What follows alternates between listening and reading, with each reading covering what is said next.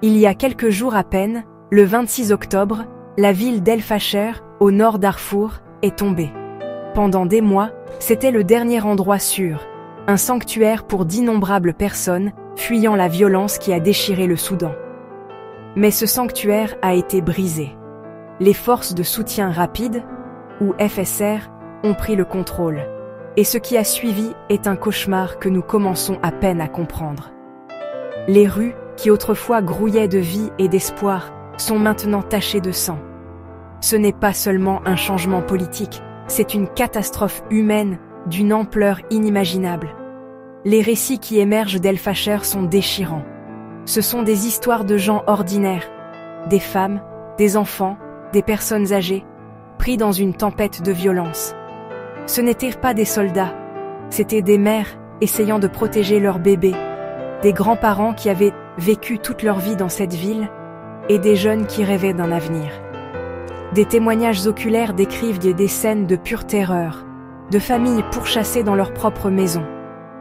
Les combattants des FSR, enhardis par leur victoire, ont été filmés se vantant sans vergogne de leurs actes brutaux, leur voix faisant écho à un manque glaçant d'humanité.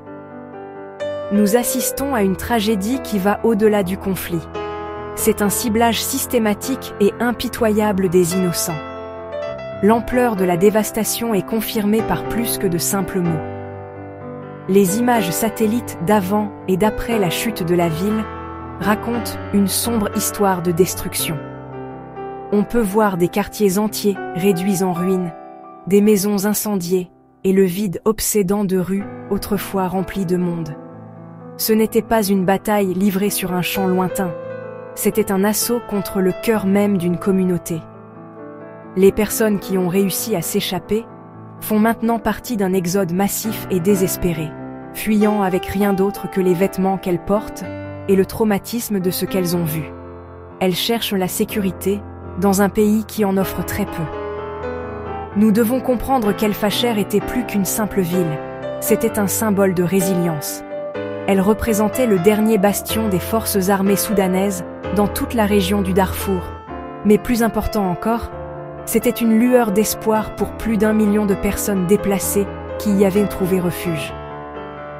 Sa chute n'est pas seulement une perte stratégique dans une guerre lointaine, c'est l'extinction de cet espoir, laissant des millions de personnes vulnérables et terrifiées. La communauté internationale savait que cela allait arriver. Des avertissements ont été émis, mais ils sont restés lettre morte. Maintenant, nous devons faire face aux conséquences de cette inaction et à la profonde souffrance qu'elle a causée. Pour comprendre l'horreur d'El Fasher, nous devons prendre du recul et regarder la situation plus large de ce qui se passe au Soudan. Ce n'est pas un nouveau conflit. La guerre a officiellement éclaté en avril 2023, mais ses racines sont bien plus profondes. D'un côté, vous avez les forces armées soudanaises, ou FAS, l'armée officielle du pays, dirigée par le général Abdel Fattah al-Burhan. Elle représente le pouvoir étatique établi. De l'autre côté se trouvent les forces de soutien rapide, les FSR, un puissant groupe paramilitaire commandé par Mohamed Hamdan Dagalo, mieux connu sous le nom de Hemedti. Il s'agit d'une lutte de pouvoir brutale entre deux généraux qui étaient autrefois alliés. Leur alliance s'est effondrée, plongeant la nation dans une guerre civile dévastatrice. Le conflit a déjà coûté la vie à des dizaines de milliers de personnes, et c'est probablement une estimation prudente. Mais le coût humain s'étend bien au-delà du nombre de morts. Plus de 13 millions de personnes ont été forcées de quitter leur foyer, créant l'une des plus grandes crises de déplacement au monde aujourd'hui. Ce n'est pas seulement une guerre entre deux armées, c'est une guerre contre le peuple soudanais. Jour après jour, les civils se retrouvent pris entre deux feux, leur vie, leurs maisons et leurs avenirs détruits par les ambitions d'hommes puissants qui semblent avoir oublié leur humanité. Les FSR en particulier ont été accusés de commettre des atrocités indicibles.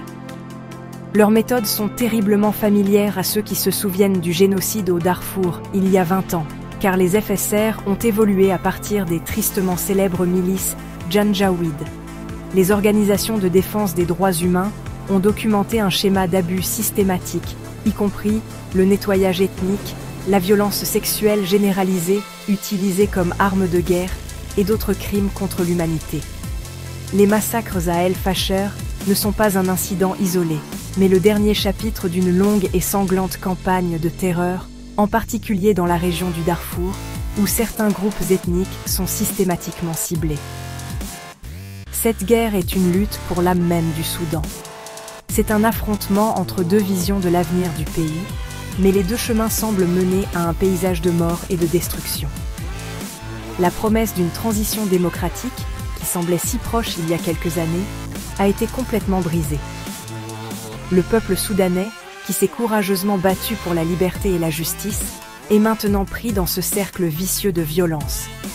Leurs rêves ont été détournés par un conflit qui ne sert personne d'autre que les généraux qui le mènent, laissant derrière lui une traînée de vie brisée et une nation au bord de l'effondrement. Alors que la tragédie d'El Fasher se déroule, un silence assourdissant semble émaner des couloirs du pouvoir mondial. Où est l'indignation? Où est l'action décisive? La communauté internationale savait depuis des mois, voire des années, la brutalité des FSR et le soutien étranger alimentant cette guerre. Pourtant, la réponse a été tragiquement insuffisante.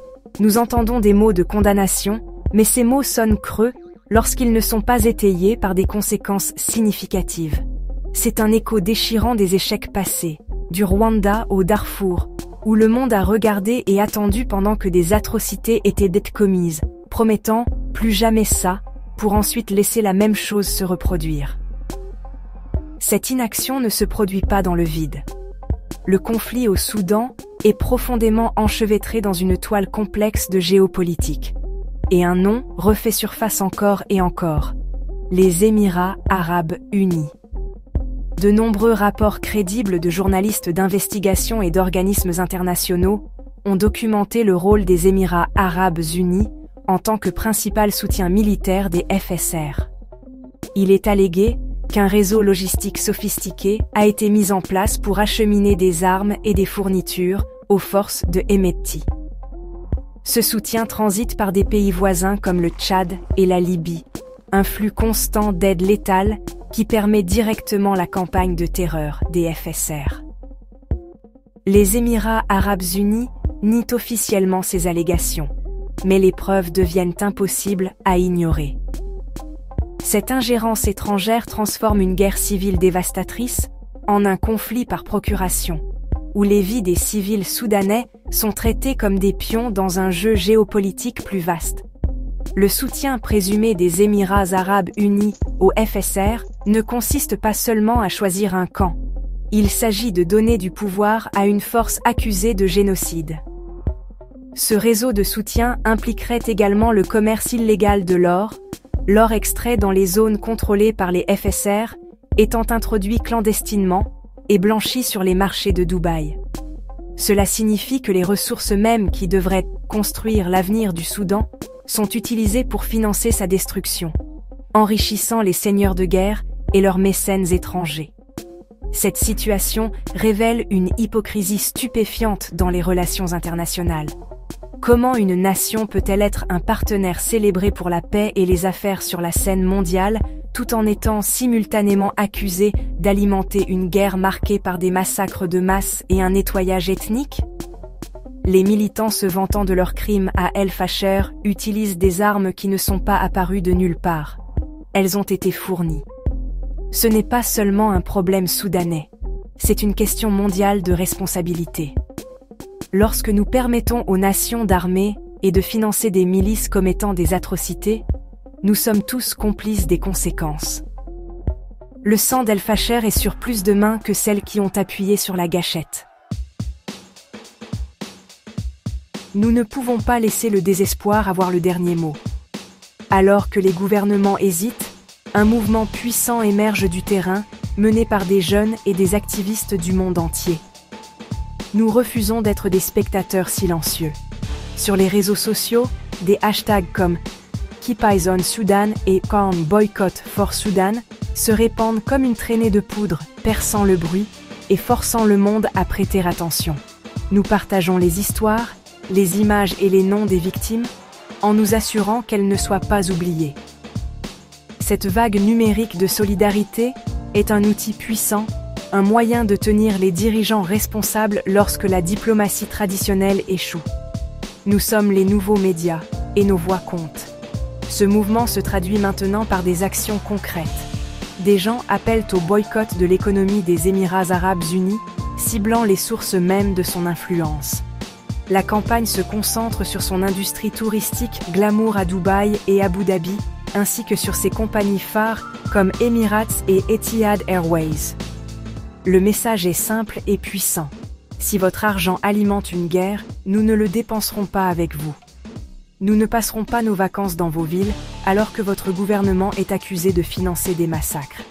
C'est une pression économique avec un objectif moral, un moyen pour les citoyens ordinaires d'exercer une influence et d'exiger le changement. De plus, l'appel à la justice atteint les plus hauts niveaux de pouvoir. Des pétitions circulent, exigeant que les grandes puissances mondiales, en particulier les États-Unis, prennent des mesures décisives.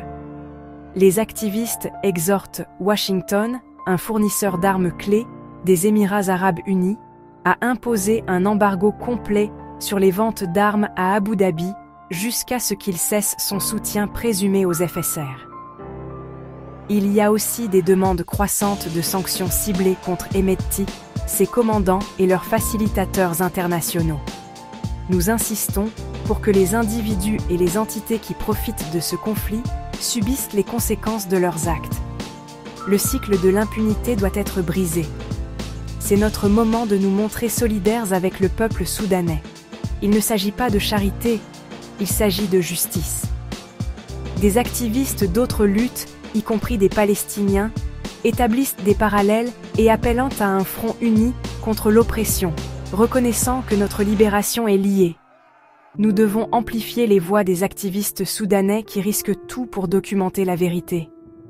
Nous devons nous éduquer et éduquer les autres, faire pression sur nos gouvernements et soutenir les campagnes de boycott. La situation est urgente, mais l'espoir réside dans notre action collective. C'est à notre tour d'agir, d'exiger justice pour El Fasher et d'aider le peuple soudanais à retrouver son avenir. Ne les laissons pas tomber.